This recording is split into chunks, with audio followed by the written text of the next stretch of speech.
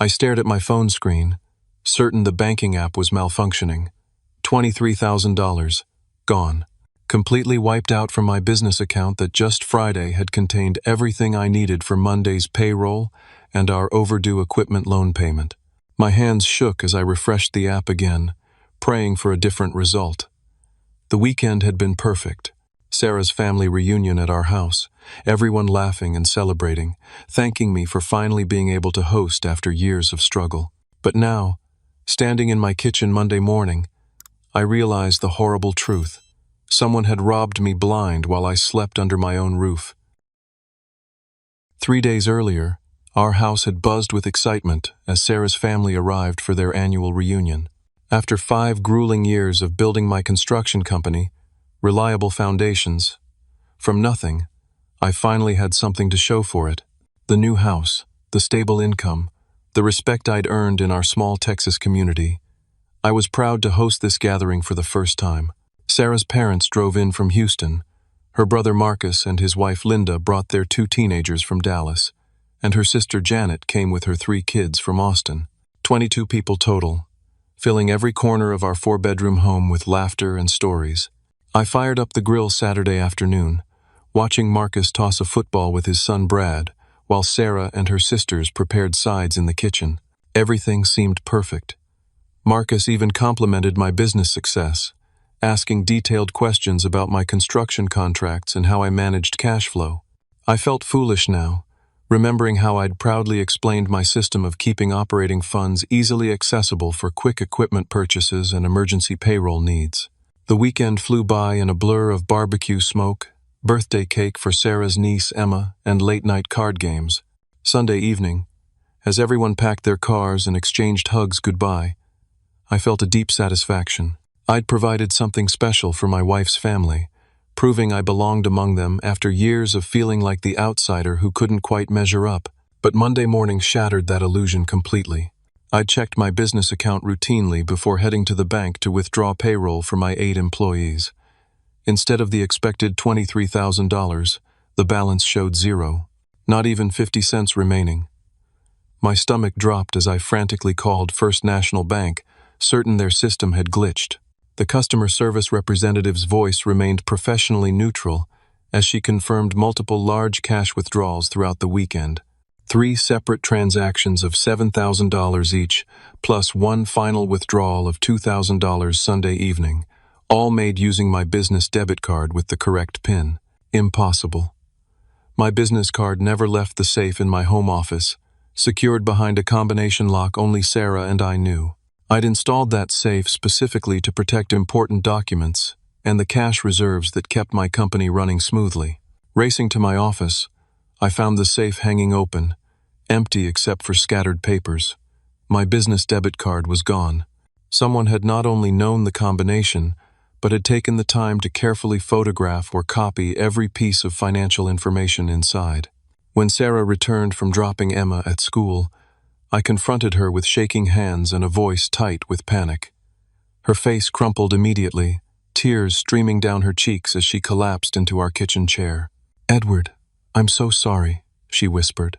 "My family, they knew about your success, about the money you keep accessible. They've been struggling so much with Dad's medical bills."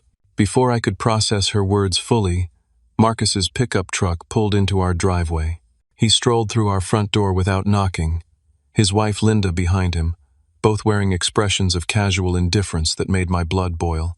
"Morning, Edward," Marcus said, settling into my living room like he owned the place. "Sarah mentioned you had some concerns about your bank account." I stood over him, fists clenched. "Where's my money, Marcus? Every damn penny of it." He leaned back in my chair and actually smiled. "We needed it more than you do. Simple as that." The casual cruelty in his voice hit me like a physical blow. This wasn't some desperate act of survival. This was calculated theft, planned and executed while enjoying my hospitality, sleeping in my guest rooms, eating food I'd provided. "You stole from me," I said, my voice barely controlled. $23,000. That's my employees' paychecks, our loan payment, everything. Marcus shrugged. "Look around, Edward. You've got this nice house, successful business, more money coming in every month. Dad's facing bankruptcy because of his cancer treatments. Mom's about to lose the house she's lived in for 30 years. We took what we needed to help family. I stared at him, incredulous. By stealing from family? By redistributing resources where they're needed most, Linda added, her voice sharp with self-righteousness. Don't be selfish, Edward. This is what families do for each other. The audacity of their words left me speechless. They'd violated my home, stolen my livelihood, and somehow convinced themselves they were the victims. My phone buzzed with a text from Jake, my 60-year-old foreman, asking when he could pick up his paycheck. Jake supported his disabled wife on his construction wages. Without his Monday check, they'd struggle to afford her medications. Marcus stood to leave, adjusting his jacket with infuriating calm. Don't make this complicated, Edward. Consider it a loan. We'll pay you back when things improve. As they walked toward the door, Sarah grabbed my arm. Please, Edward. They're family. Dad's cancer. Mom's situation. We can't destroy them over money. I watched Marcus's truck disappear down our street, carrying with it my employees' livelihoods, my business stability, and my faith in the people I'd called family. The perfect weekend had been nothing but an elaborate setup, and I'd been too blind with pride to see it coming. My hands trembled as I called Jake to explain that payroll would be delayed. His disappointed silence cut deeper than any angry words could have. 7 other employees depended on me, and I'd failed them because I'd trusted the wrong people. But Marcus wasn't finished with his revelations.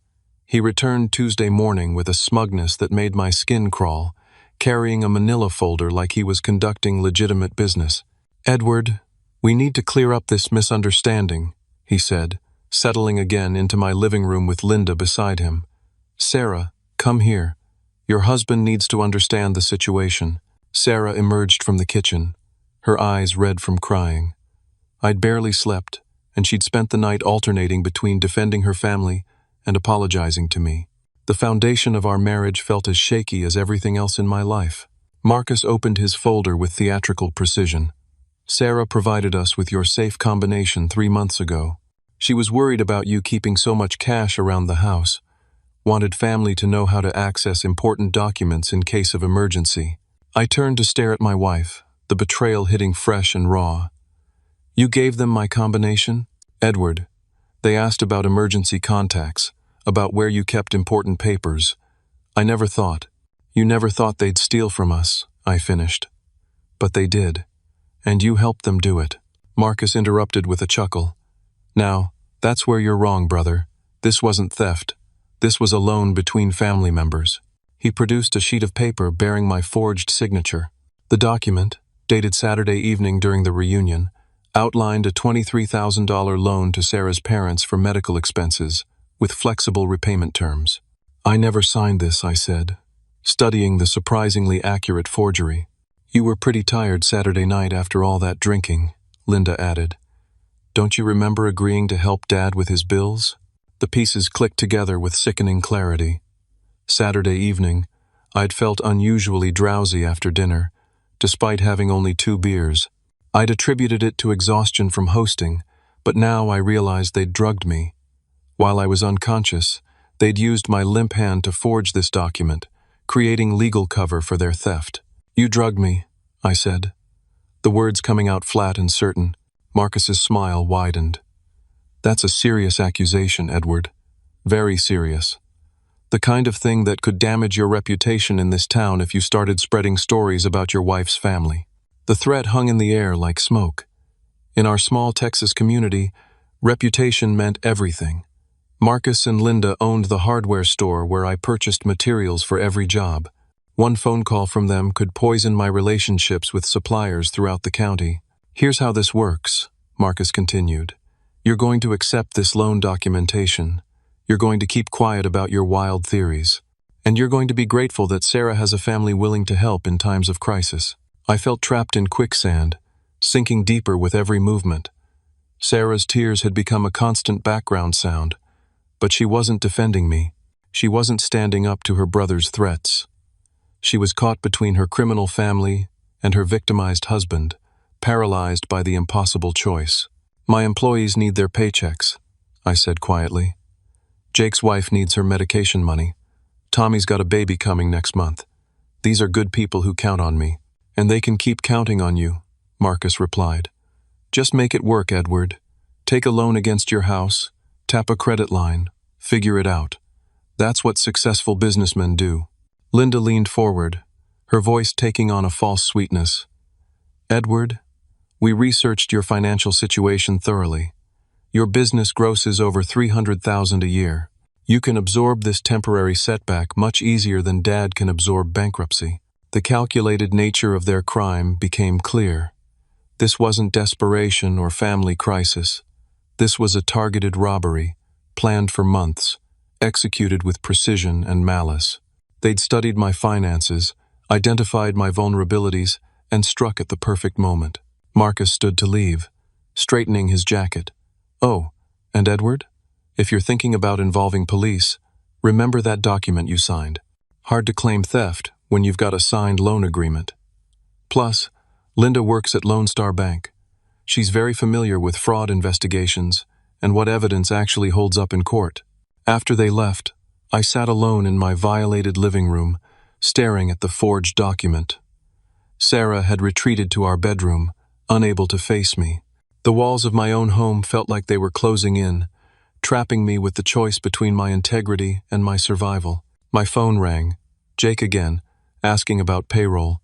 In the background, I could hear his wife coughing, the wet sound of someone whose lungs were failing. They needed that money for her treatments, her prescriptions, their basic survival. I had built reliable foundations on the principle that a man's word and his work were sacred. Now, faced with the complete betrayal of my wife's family, I had to decide whether those principles were worth destroying everything I'd worked to create. But as I stared at Marcus's forged document, something cold and calculating began to form in my mind. They thought they'd trapped me. They thought their threats and blackmail had neutered any response I might mount. They were about to learn how wrong they were. That evening, I called my old friend Tony Rodriguez, a former Dallas police detective who'd started his own private investigation firm. Tony and I had served together in the Army Reserve, and I trusted him completely. Edward, what you're describing sounds like organized family fraud, Tony said after I explained the situation. This level of planning, the forged documents, the blackmail threats, it's not their first time. What do you mean? Give me 48 hours. I'm going to dig into your brother-in-law's background. If he's done this before, there'll be traces. While Tony investigated, I faced the immediate crisis of meeting payroll.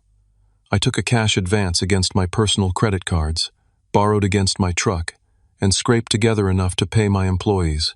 Jake's relief when I handed him his check made the financial pain almost bearable. Tony called Thursday with disturbing news. Edward, your brother-in-law is a serial predator. I found 3 other family members he's stolen from in the past 5 years. Your wife's cousin David lost $37,000 from his father's inheritance 2 years ago. Sarah's elderly Aunt Helen had her retirement savings cleaned out after Marcus visited her last Christmas. Why didn't they report it? Same pattern. Marcus creates loan documents, uses family pressure to keep victims quiet, threatens to destroy relationships if anyone talks. He's been systematically robbing family members for years. The scope of Marcus's crimes staggered me. This wasn't about medical bills or financial crisis. This was a calculated scheme to steal from anyone foolish enough to trust him. There's more, Tony continued. I ran his credit and financial records. Marcus has massive gambling debts at a casino outside Oklahoma City. He owes $43,000 to a loan shark named Vincent Torino. Your money didn't go to medical bills, Edward. It went to cover his gambling losses. That information changed everything. Marcus wasn't a desperate family member trying to save his father. He was an addicted gambler who'd stolen from his cancer-stricken dad's emergency fund and used family medical crisis as cover for his crimes. I spent the weekend developing a plan that would require significant risk, but could expose Marcus completely. Tony helped me create a false business identity called Coastal Development Solutions, complete with temporary bank accounts and fabricated financial statements, showing substantial liquid assets.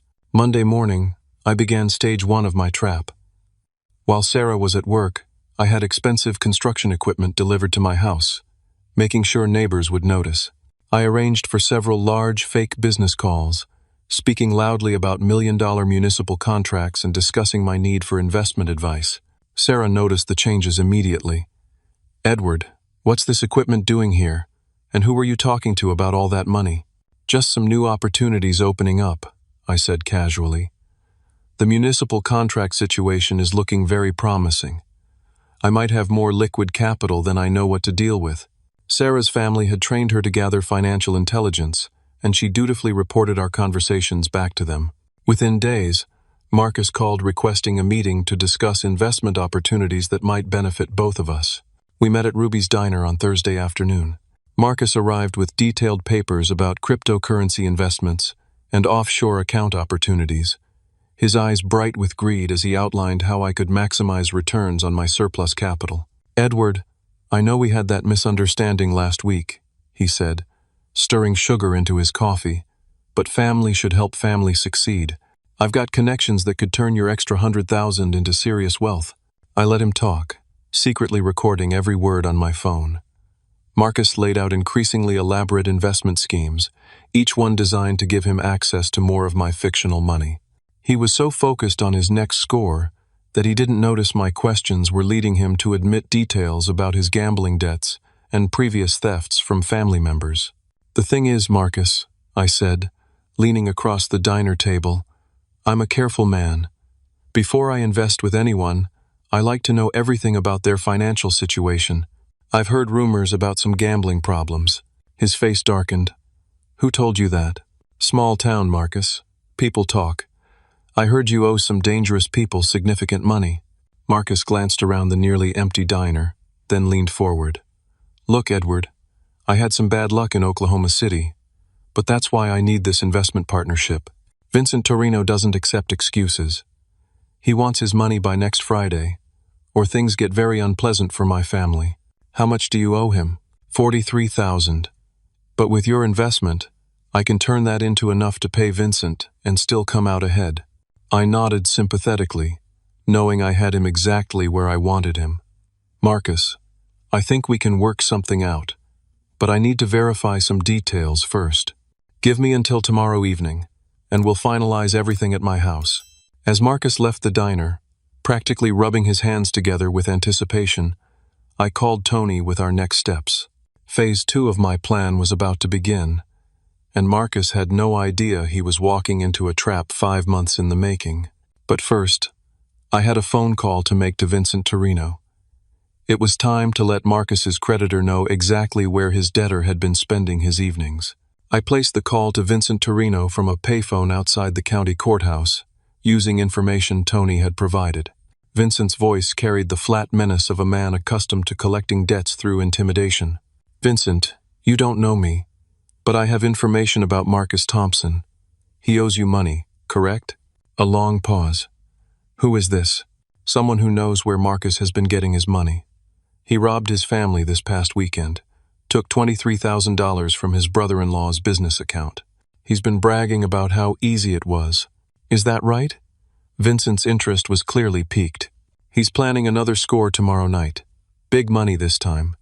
Thought you should know he's been holding out on you." I hung up before Vincent could ask questions, but I'd planted the seed I needed.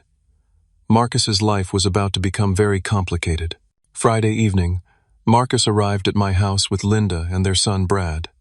Bringing the teenager was a calculated move, using the boy as an emotional shield against any confrontation. But Marcus had misread the situation completely. "Edward, Linda helped me prepare all the investment paperwork," Marcus said, spreading documents across my dining room table. "Wire transfers, cryptocurrency wallets. Everything's ready for your $50,000 initial investment." I studied the papers, all elaborate fakes designed to steal whatever money I transferred. "Marcus, before we proceed, I need to address something. I know about Vincent Torino." Marcus's face went white.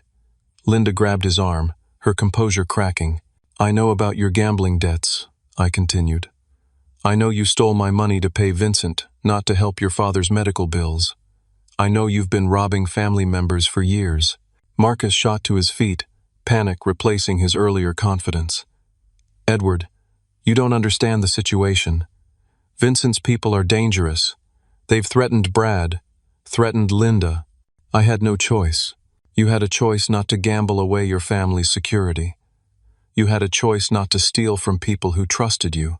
Linda's voice came out small and frightened.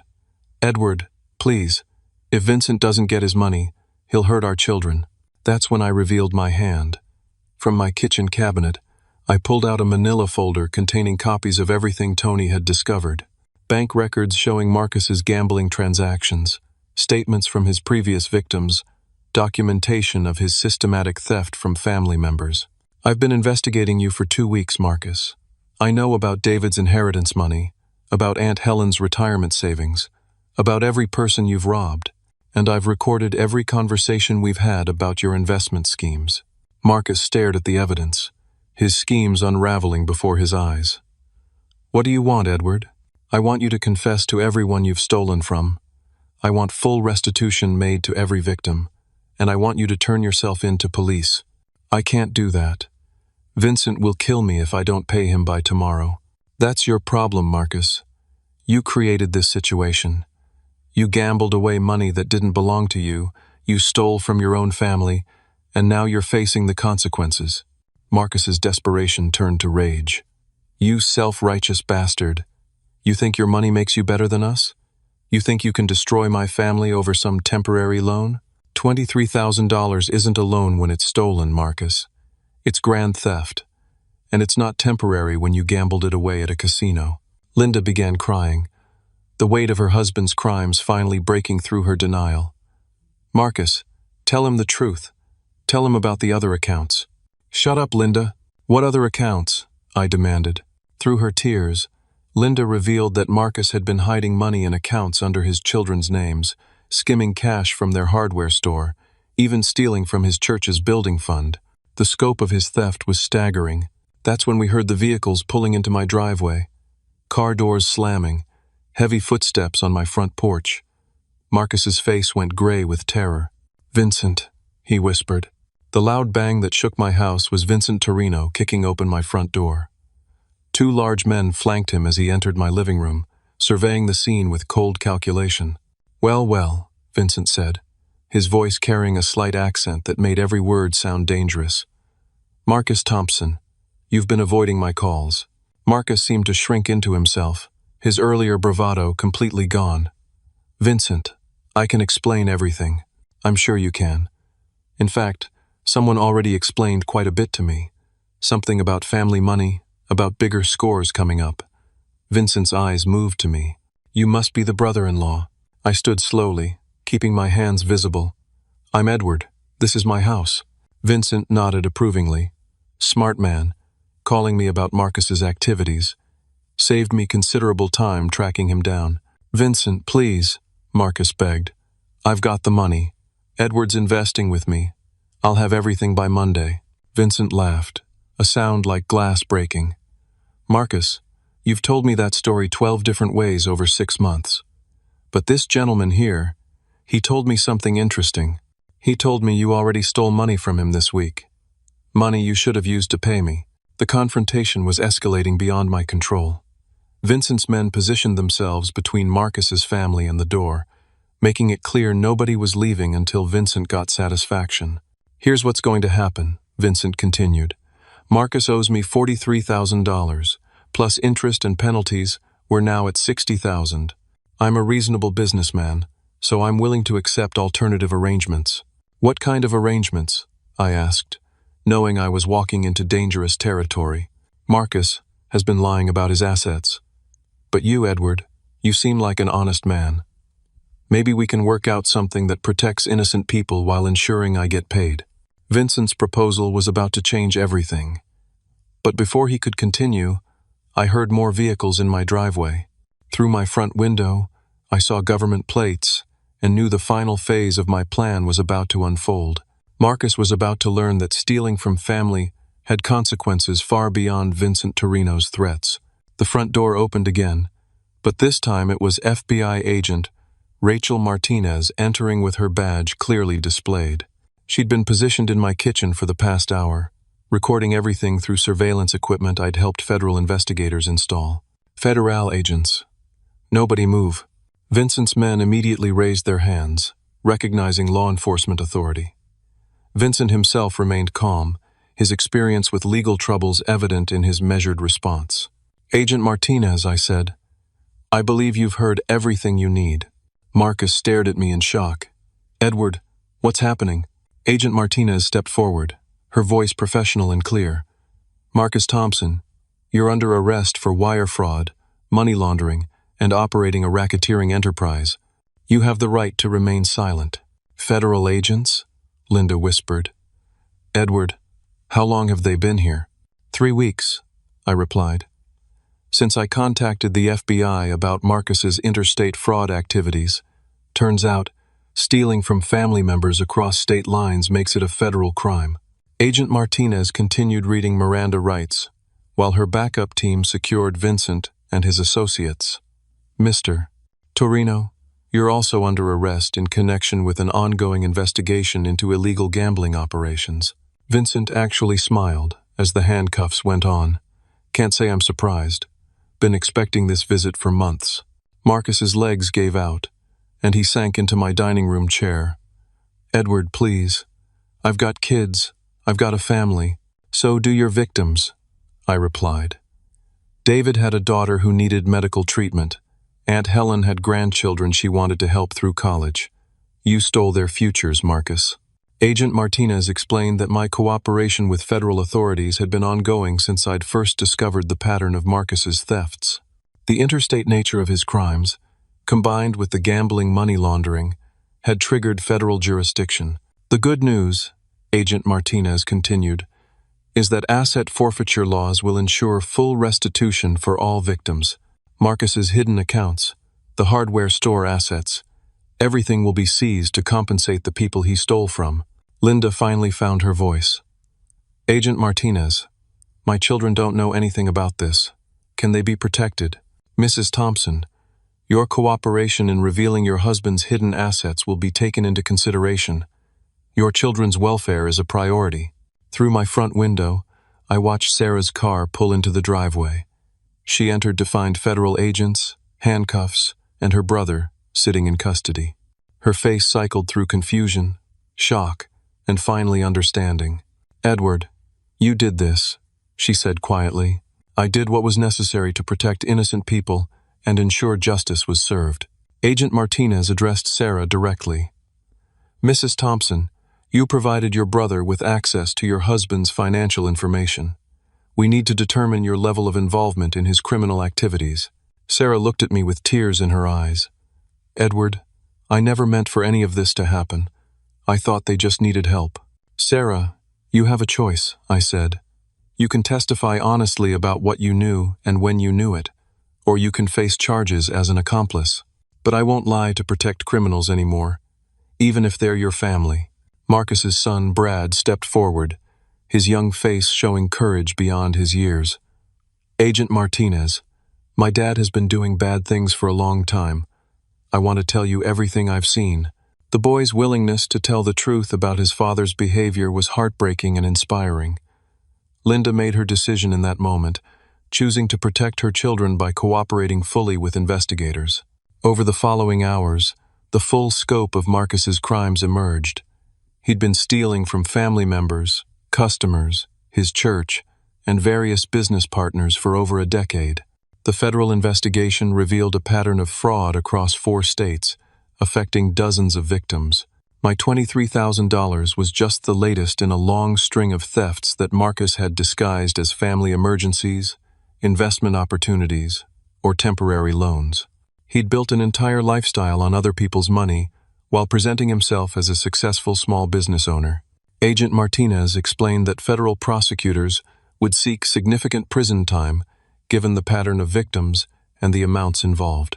Marcus's gambling addiction would be considered during sentencing, but wouldn't excuse the systematic nature of his crimes. "Mr. Edward," Agent Martinez said as the arrests were completed, "your cooperation and evidence gathering were instrumental in this case. The recording equipment, the financial documentation, your willingness to wear a wire during meetings, all of it will ensure these victims see justice." As Marcus was led away in handcuffs, he looked back at me one final time. Edward, I'm sorry. I know you won't believe me, but I never wanted to hurt you. Marcus, you didn't just hurt me. You hurt everyone who trusted you.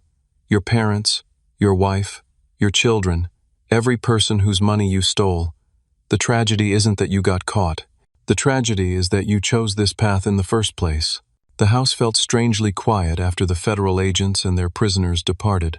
Sarah and I stood in our living room, surrounded by the remnants of the investigation, facing the reality that our marriage had survived the worst betrayal either of us could imagine. Edward, Sarah said softly, I need to testify against Marcus, don't I? Only if you want our marriage to survive. I can forgive being manipulated by a master criminal, Sarah, but I can't forgive choosing to protect criminals over doing what's right. She nodded, understanding the crossroads we faced. Our marriage could survive Marcus's betrayal, but only if we rebuilt it on a foundation of complete honesty and shared commitment to justice over family loyalty. The hardest part was over. Now came the work of healing, rebuilding, and ensuring that Marcus's victims received the justice they deserved. 6 months later, Marcus's federal trial concluded with a conviction on all counts. The judge sentenced him to 8 years in federal prison, citing the systematic nature of his crimes and the devastating impact on his victims. The courtroom was packed with family members Marcus had victimized over the years. Cousin David testified about losing his father's inheritance money meant for his daughter's cancer treatments. Aunt Helen, now 82, explained how Marcus's theft had forced her to sell her home and move in with strangers. But the most powerful testimony came from Marcus's own son, Brad. Now 17, he spoke clearly about his father's pattern of manipulation, lies, and theft that had poisoned every family relationship. My father taught me that family loyalty was the most important thing, Brad said from the witness stand. But he used that loyalty as a weapon to hurt people who loved him. Real family loyalty means protecting each other from predators, even when that predator is your own father. Linda had divorced Marcus 6 months earlier and testified for the prosecution. Her cooperation had revealed hidden bank accounts containing over $70,000 in stolen money, ensuring full restitution for all victims plus damages. The federal asset forfeiture process returned my $23,000 within 90 days, allowing me to stabilize my business and restore my employees' confidence. But more importantly, every other victim received complete restitution from Marcus's seized assets. David used his recovered inheritance money to finally pay for his daughter's medical treatments. Aunt Helen bought a small apartment and regained her independence. The church Marcus had stolen from used their recovered funds to complete their building project. My construction business, Reliable Foundations, became stronger than ever. Word of my integrity during the crisis spread throughout our community, leading to several major municipal contracts. Clients appreciated working with someone who'd chosen justice over family loyalty when faced with the ultimate test. Sarah and I attended marriage counseling for 8 months, working through the damage Marcus's manipulation had caused. She testified against her brother at trial, choosing our marriage and moral integrity over misplaced family loyalty. The experience was painful but ultimately strengthened our relationship. Edward, she said one evening as we reviewed contractor bids for a new municipal project, I understand now why you couldn't just let Marcus's theft go. It wasn't about the money. It was about protecting other people from being victimized. Sarah had started attending a support group for families of white-collar criminals, helping her understand how Marcus's manipulation had affected everyone around him. She'd been as much a victim as anyone else, used as an unwitting accomplice in his schemes. We established new financial protocols in our marriage: joint account monitoring, shared access to all financial information, and regular discussions about money decisions. Trust had to be rebuilt through transparency and accountability. Brad and his sister maintained their relationship with us, visiting regularly despite their father's crimes. Linda found work at a credit union, using her banking experience to help fraud victims navigate financial recovery. The kids were resilient, choosing to learn from their father's mistakes rather than repeat them. I began speaking at community events about recognizing and preventing family financial abuse.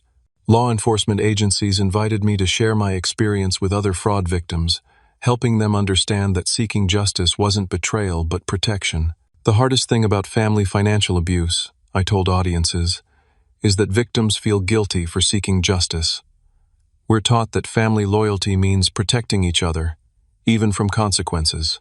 But real love sometimes means allowing people to face the results of their choices. The case led to new state legislation strengthening penalties for financial abuse between family members.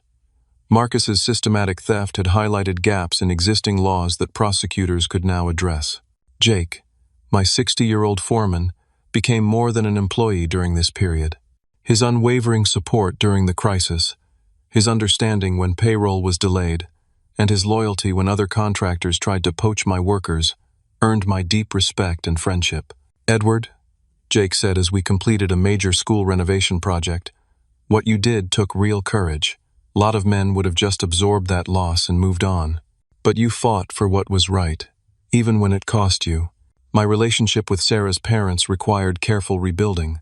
They'd been as shocked as anyone to learn about Marcus's crimes, genuinely believing their son was helping the family through medical financial crisis. Their cancer treatments were ultimately covered through legitimate assistance programs I helped them access. Agent Martinez told me the federal case had become a model for investigating family financial fraud. The evidence-gathering techniques, the use of recording equipment, and the cooperation between victims had created a template for future prosecutions. "Mr. Edward," she said during our final interview, "your case proved that family financial predators can be stopped when victims refuse to stay silent." Marcus had been stealing for over a decade because his previous victims chose family loyalty over justice. You broke that cycle. 9 months after Marcus's arrest, Vincent Torino was convicted in the gambling operation investigation and sentenced to 12 years in federal prison. His organization had been victimizing gambling addicts across 3 states, using threats and violence to collect debts. The interconnected nature of both cases showed how Marcus's gambling addiction had fed into a larger criminal enterprise. His theft from family members hadn't just hurt individual victims but had supported organized criminal activity. As Marcus's sentencing hearing concluded, the judge made remarks that captured the broader lesson of the case. "Mr. Thompson," Judge Harrison said, "you exploited the trust of family members who loved you. You used their compassion as a weapon against them. Your crimes weren't born from desperation but from selfishness and a fundamental disregard for other people's welfare. The sentence reflects not just the money you stole but the trust you destroyed and the lives you damaged." Walking out of the federal courthouse that day, I felt a deep sense of closure. Justice had been served, victims had been compensated, and a dangerous predator had been removed from our community. But the most important outcome was personal. I'd learned that true strength wasn't about avoiding conflict or preserving false peace. True strength was standing up for what was right, protecting innocent people, and refusing to enable destructive behavior even when it came from family. The experience had tested every principle I'd built my life and business upon. In the end, those principles had proven strong enough to withstand the worst betrayal imaginable and had guided me toward decisions that protected others while preserving my own integrity. 2 years after Marcus's conviction, I stood in the conference room of Reliable Foundation's new headquarters, looking at architectural plans for our largest project yet, a 50-unit affordable housing development for senior citizens. The irony wasn't lost on me that I was using profits partially generated by refusing to be victimized to help vulnerable people find safe, stable housing. My business had grown by 40% since the federal case concluded. Clients throughout East Texas sought out contractors with proven integrity, and my reputation for choosing principle over profit had become my greatest marketing asset. "Mr. Edward," said Mrs. Patterson, the Housing Authority Director, "this project represents exactly what we hope to find. A contractor who understands that building homes means building communities." Sarah entered the conference room, carrying coffee and wearing the smile that had first attracted me 8 years ago.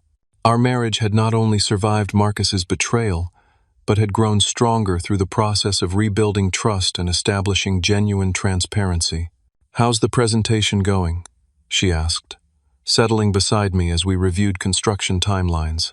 "Mrs. Patterson was just explaining how the Housing Authority chose Reliable Foundations for this project," I replied. "Your husband's reputation for integrity made this an easy decision," Mrs. Patterson continued. When we researched potential contractors, everyone mentioned the same story. How Edward chose justice over family loyalty.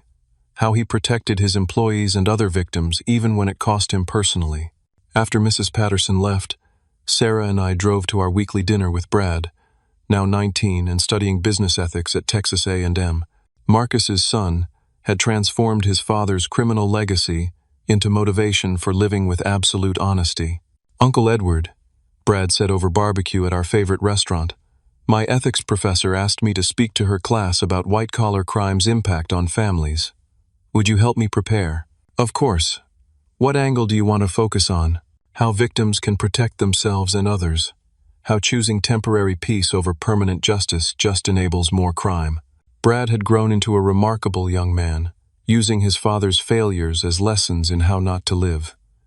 His sister had chosen a different path, studying social work to help families recover from financial abuse.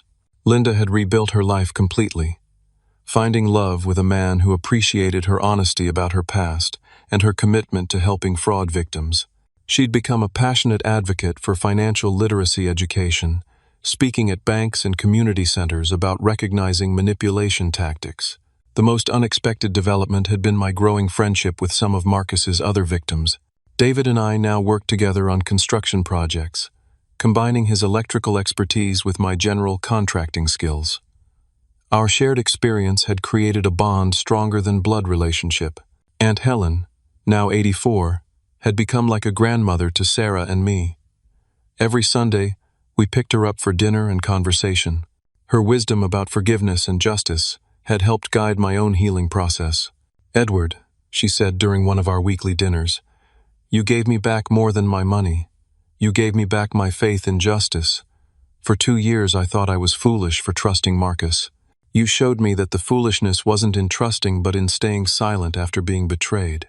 My weekly speaking engagements at community centers, churches, and law enforcement conferences had evolved into a passion project.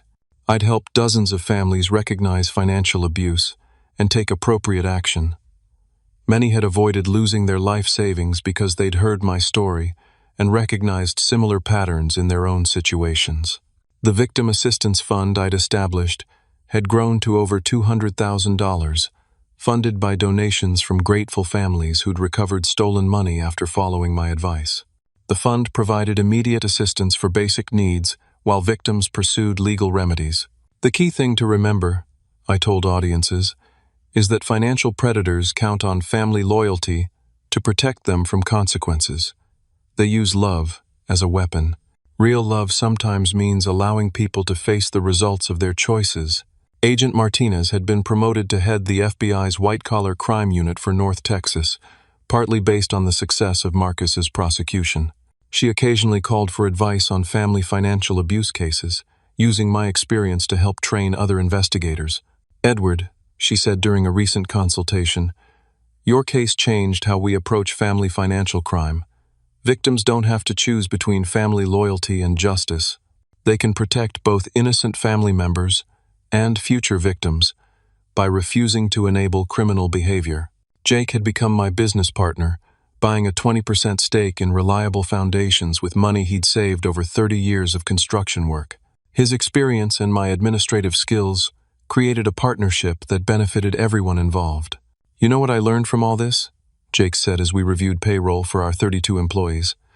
"Sometimes the most loyal thing you can do for someone is refuse to help them destroy themselves." Marcus needed consequences, not enablers. Sarah's parents had relocated to Texas, living in a small house we'd helped them purchase after their medical bills were resolved through proper channels. Her father's cancer was in remission, and both parents had learned to recognize manipulation tactics that had made them vulnerable to Marcus's schemes. "Edward," Sarah's mother said during a recent family dinner, "I owe you an apology. We raised Marcus to believe that family loyalty meant protecting each other from consequences. You taught us that real love sometimes requires tough choices." The most profound change had been in my understanding of what family actually meant. Blood relationships didn't automatically create family bonds. Trust, respect, shared values, and mutual support created family.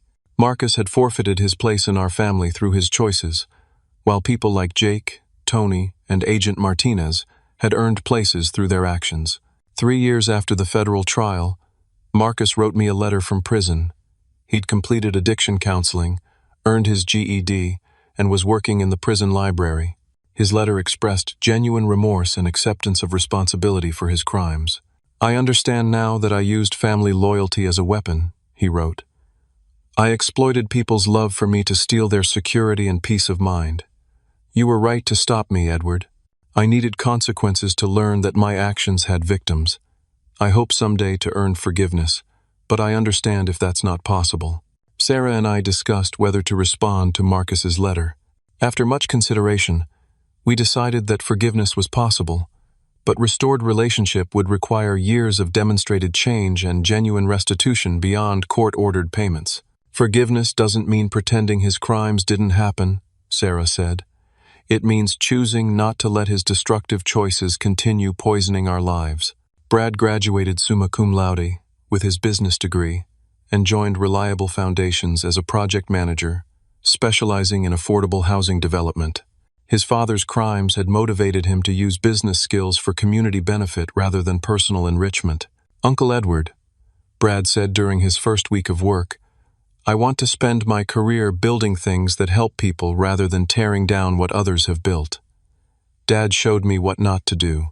You've shown me what's possible when someone chooses integrity over easy money." The affordable housing project was completed 6 months ahead of schedule and under budget. The 50 senior citizens who moved into their new homes included 2 of Marcus's victims, David's mother and a church member whose building fund contribution had been stolen.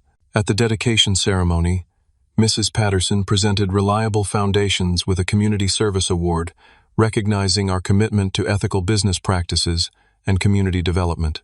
"This project represents more than construction," she said. "It represents the principle that doing the right thing, even when it's difficult, creates benefits that extend far beyond immediate circumstances." As I stood before the crowd of senior citizens, city officials, and construction workers who'd helped complete the project, I reflected on the journey that had brought us to this moment. Marcus's theft had threatened to destroy my business, my marriage, and my faith in family loyalty. Instead, it had taught me that true strength came from protecting others, that real love sometimes required difficult choices, and that justice served with integrity created healing for entire communities. The final lesson came from watching Brad receive his first paycheck as a Reliable Foundations employee. Marcus's son had chosen to build rather than steal, to contribute rather than take, to earn rather than manipulate. His father's failures had become the foundation for his own success. "You know what I learned from all this?" I told the crowd at the housing dedication. "Family isn't just about blood relationships. Family is about the people who choose to build each other up rather than tear each other down. Family is about protecting each other from harm, even when that harm comes from within. And sometimes, the most loving thing you can do for someone is refuse to enable their destructive choices." The applause that followed wasn't for my words, but for the principle they represented. Justice served with integrity, love expressed through accountability, and strength demonstrated through protection of the innocent. As Sarah and I drove home from the dedication ceremony, past the hardware store that Linda had sold to pay restitution, past the church that had rebuilt their building fund, past the houses of neighbors who'd learned to recognize financial manipulation through my speaking engagements, I felt a deep sense of satisfaction. Marcus's betrayal had been intended to destroy my success and steal my security. Instead, it had taught me the difference between temporary wealth and lasting integrity, between false loyalty and genuine love, between avoiding conflict and protecting justice. Most importantly, it had shown me that sometimes the worst thing that happens to you becomes the foundation for the best thing you can do for others. Marcus's crimes had created an opportunity to protect future victims, strengthen community bonds, and demonstrate that ordinary people could choose justice over convenience when faced with extraordinary betrayal. The construction business I'd named Reliable Foundations had become exactly that, a foundation for community development built on the principle that doing the right thing, even when it cost everything, created benefits that lasted far beyond immediate circumstances. Have you ever faced a situation where family loyalty conflicted with doing what was right? How did you navigate the choice between protecting someone you loved and protecting innocent people from their harmful actions? Share your thoughts in the comments below, and don't forget to like this video if it resonated with your own experiences. Subscribe for more stories about finding strength through adversity and building meaningful lives through principled choices. Share this story with someone who might need to hear that choosing justice over false loyalty is sometimes the most loving thing you can do. Thank you for listening, and remember that your integrity is your most valuable asset, worth protecting no matter what it costs.